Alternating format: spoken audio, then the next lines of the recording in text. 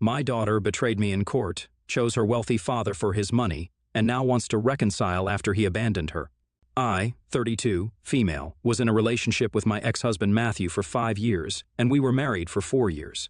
Everything seemed perfect in the beginning. He was loving, came back home on time, was affectionate, and our relationship felt solid. I thought Matthew was the one for me, but as you can anticipate from the title, everything quickly changed after our marriage, and especially when I got pregnant with our daughter Elena. You see, my parents haven't been in the picture since I was 17, as they were drug addicts. I started to live with my grandparents and went to community college to get a degree. During this time, I was working part-time at our local cafe as a waitress, which is where I met Matthew. He would come to our cafe for his daily coffee run. One day, out of nowhere, he asked me out. I was a bit unsure at first, but decided to take a chance, and the rest is history. Matthew comes from a wealthy family, and I didn't know this at that time, but he would love bomb me a lot in the beginning. He would surprise me with thoughtful gestures, extravagant dates, and expensive gifts. Matthew made it seem like he was genuinely invested in our relationship, and I couldn't help but be swept off my feet by the charm he exuded. His family's wealth played a significant role in shaping his lifestyle, and he spared no expense when it came to impressing me.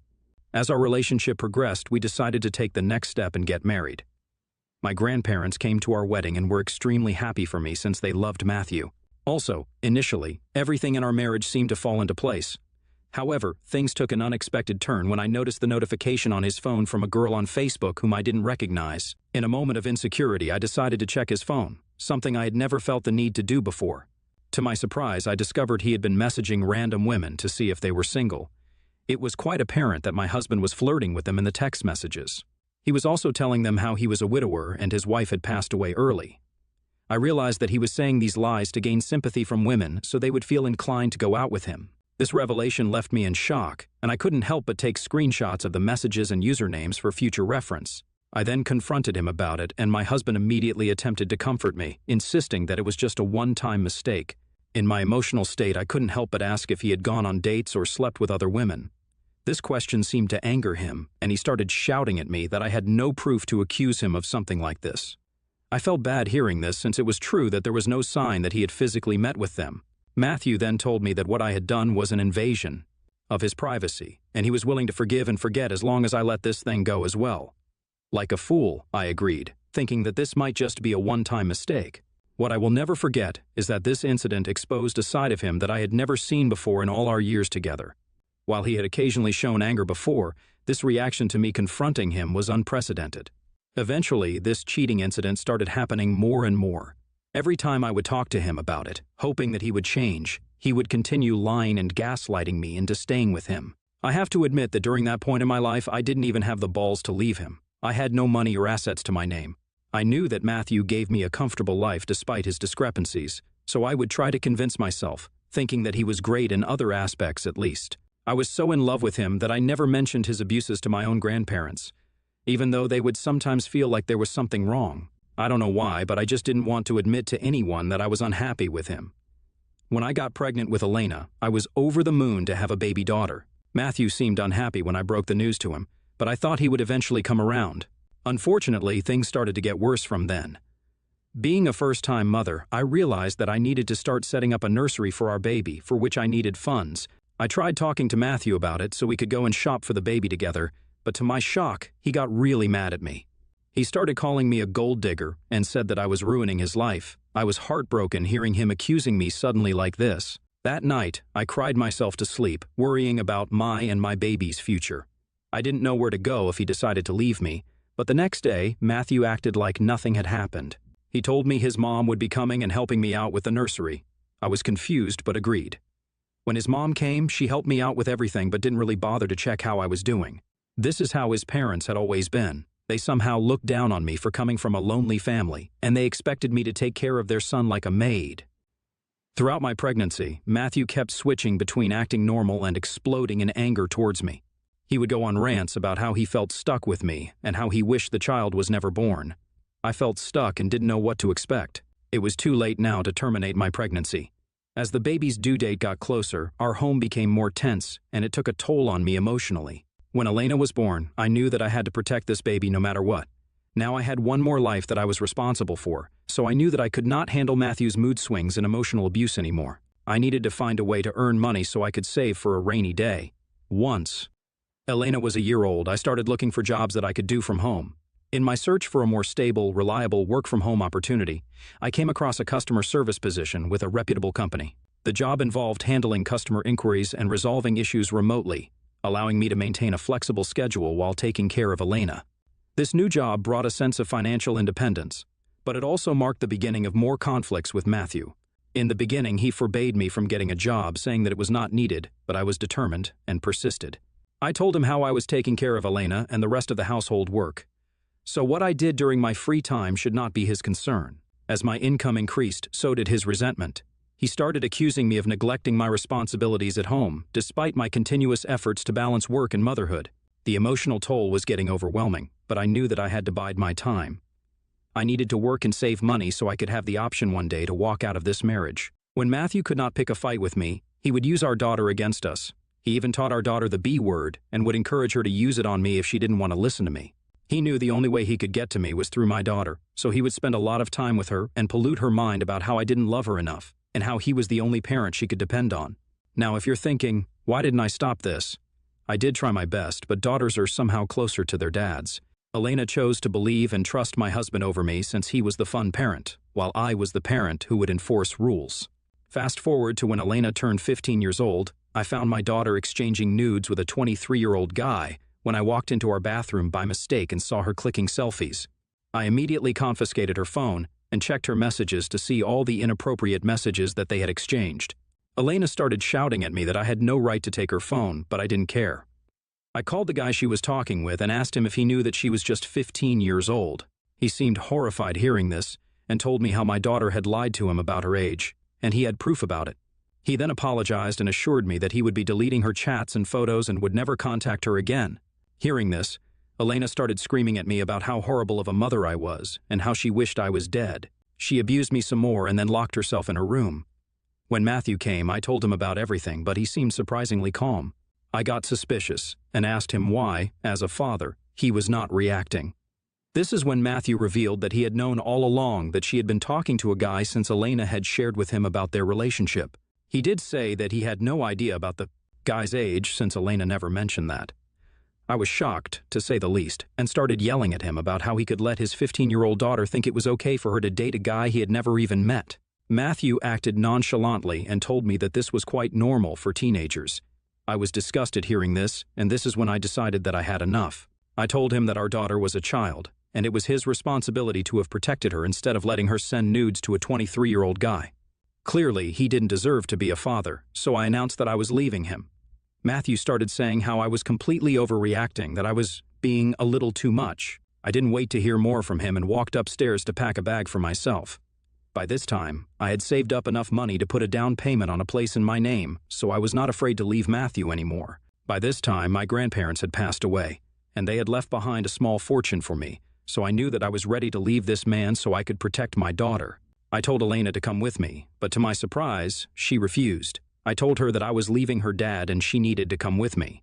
But Elena told me how I was the worst parent in the world for breaking up the family and that she preferred living with her dad, who could get her everything that she wanted rather than with me. I was at my wit's end and started pleading with her, telling her how she needed to be with me, but Elena refused. Matthew laughed in my face and told me to get out of his house since Elena had already made a decision to stay with him. Watching me walk out of his house, he taunted how the trash was finally taking itself out. It hurt me to leave my daughter behind with this toxic man, but I needed to get my affairs in order first. I thought Elena would eventually come around. I met and hired a strong divorce lawyer who understood my predicament. We served Matthew divorce papers. I didn't want a single penny from him, but Matthew, on the other hand, demanded that I pay him back for all the money he claimed to have spent on me throughout our marriage. It was utterly laughable since I had been a dedicated housewife, managing our home and taking care of his needs without any financial compensation. The audacity he had to consider him spending money on me as a debt I owed left me incredulous. Despite my willingness to forego any financial settlement, Matthew remained stubborn in his demand. The situation escalated quickly, and our respective lawyers attempted to negotiate a fair resolution. However, Matthew was unyielding not only about the financial matters, but also regarding custody rights over Elena. I knew he was doing this just to make it harder for me to leave him. As the divorce proceedings unfolded, my husband played his cards well. Although he lost his stand on demanding any money from me, since the judge observed that I had worked hard to serve him, so he had absolutely no right to ask me for money. He successfully convinced our daughter when it came time for the custody hearing that she should stay with him. He tricked her into standing against me in court, so when the judge asked for her opinion, she started saying how abusive and controlling I was. I was heartbroken to hear my own daughter say these lies, portraying me as this big villain. I tried to explain how she was talking to an older guy while being a minor herself, but Matthew and Elena refuted my allegations. As a result, Matthew was granted full custody, and I was ordered to pay a hefty child support to him every month. For me to be able to pay him this child support, I knew I wasn't earning well enough at that time to be able to pay this much. During this time, I was still getting settled into my new life as a single parent and had a lot of lawyer's fees to pay as well, while Matthew knowingly had dragged this whole thing out. I was still in shock after the verdict, since I still couldn't imagine that Elena would do this to me. She had slowly become exactly like Matthew, a manipulative liar. This child support was also unfair when I was the one who had worked hard to protect her from him. Ultimately, I was left burdened with this colossal child support debt that I was now unjustly going to be forced to pay up. Shocked by her betrayal, when I confronted Elena regarding this, she smirked, saying how it served me right to now pay for her while she could live with her dad and do whatever it is that she wants. I tried to reason with her, saying how I was only trying to protect her, but to my dismay, she stated that she didn't need any protection, and this is why she hated being my child. She remarked why I couldn't be more like her dad, and told me how Matthew had promised her his entire inheritance, and in her eyes, that seemed to outweigh any loyalty to the mother who had loved and cared for her. I was shocked to hear her so casually admit this. From then on, I knew that I needed to cut off ties with her and Matthew. If this is what Elena wanted, then I was going to grant her wish. I have spent the last 3 years paying child support while going into debt, but making sure to not miss any child support payments since I didn't want to pay any fines or be dragged to court again until Elena turned 18 years old. Then, she was completely her dad's responsibility, and I was finally free. These last 3 years have been very, very hard on me, yet I have persevered. I have been promoted twice and earn quite well currently. I live alone in this flat quite peacefully. Throughout all this, neither Matthew nor Elena have tried to talk to me. Yesterday, while working from home, there was a ring on my doorbell. I opened the door to see Elena standing on my doorstep, looking distressed. My eyes widened in shock to see her. It had been 3 years since I had seen her face. She smiled at me politely and asked me if she could come in. Still in shock, I let her in. Elena looked uneasy as she entered my flat. The air was thick with tension, and I couldn't fathom why she would show up after 3 years of silence. She nervously sat down, and I cautiously took a seat across from her. After an awkward silence, Elena finally spoke up. She started by apologizing for her past actions, acknowledging the pain she had caused me when she was a teenager. Her eyes welled up as she began to share the details of her tumultuous relationship with Matthew, her father, for these last few years. Elena explained that Matthew had started dating shortly after our divorce. His new girlfriend didn't share the same affection for Elena. This would lead to constant clashes between the both of them. When her stepmother became pregnant, Matthew shifted his entire attention to his upcoming baby and forgot Elena completely. She slowly started realizing how awful of a parent he was. He didn't really care about any of her interests, and now that he had a brand new baby, he didn't bother about her at all. Recently, things escalated when the stepmother falsely accused Elena of trying to harm the baby, as Elena was jealous of her child. Elena told me how this was a blatant lie, but the stepmother somehow convinced Matthew to the point where he decided he wanted nothing to do with Elena anymore. She told me about the heated arguments, how Matthew told her to get out of his house, and the subsequent fallout. From her shaky voice and waterworks, it was clear that Elena was in a vulnerable position. She started pleading with me to let bygones be bygones and allow her back into my life, arguing that I owed it to her as a mother. My initial shock turned into a mixture of emotions, compassion, anger, confusion. It was difficult to digest the sudden twist of events. However, I couldn't ignore the years of hurt and betrayal. As she sat, tears streaming down her face, begging for support, I maintained my resolve. I reminded her of the debt she indirectly contributed to during my divorce proceedings, the lies she told for her father, and the toll it took on my life.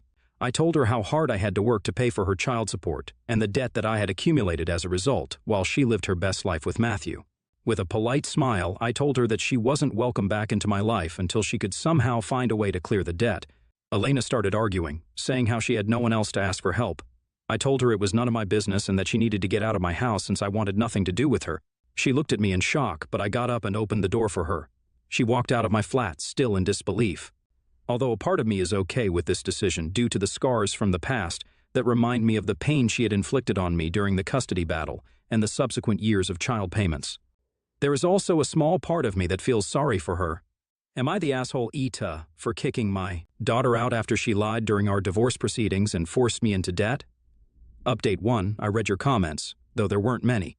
I took every unta and waita into consideration. It has made me realize I need to have a serious chat with Matthew regarding Elena.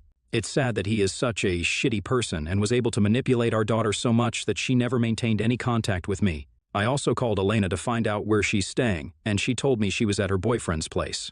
I told her that I would talk to Matthew about it and make sure that this issue would be resolved. To everyone asking why I didn't ask my ex-husband for any money, it's because I honestly wanted nothing from him. When I made up my mind to leave him, I just wanted him out of my life, and he decided to manipulate our daughter into framing me as a villain. Since he abused me emotionally and financially, it was difficult for me and my lawyer to prove that. At this point, I honestly don't care, since I'm able to lead a comfortable life on my own without ever taking his help, which I'm proud of. Also, some of you have asked me why I didn't try fighting for custody again. Well, when your own child doesn't want to live with you and openly admits that she has chosen her father because of his wealth, how can you convince her? Unfortunately, fathers have more rights when it comes to children, and given my mental and, at the time, physical health, I didn't want to go back to court. Even when I was going into debt for paying the hefty child support, I didn't care and worked hard just to start leading a normal life again, away from Matthew. Update 2. Yesterday, I braced myself for a difficult conversation as I dialed Matthew's number, preparing to confront him about Elena's unexpected visit and the troubling revelations she shared. I plunged into the heart of the matter, recounting how Elena had turned up on my doorstep. Matthew's initial reaction was defensive. He claimed he was exhausted with both his wife and Elena clashing all the time. He even said he felt Elena was a danger to his new baby. I got really mad hearing all that. I reminded him that Elena was his own daughter, someone who always looked up to him and who even went as far as lying for him when he wanted her to. I told him he needed to treat her better, that he couldn't just push her away like that. I also told him that he had no proof that Elena had harmed his baby in any way, except for his new wife's words, and that he needed to start listening to Elena's side of the story as well. Though Matthew attempted to cling to his justifications, I sensed a glimmer of guilt flickering beneath the surface, a reluctant acknowledgement of his own failings as a father. Eventually, I got through to him. He apologized for kicking Elena out.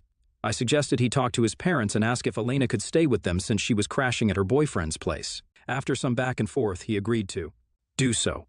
I finally felt relieved.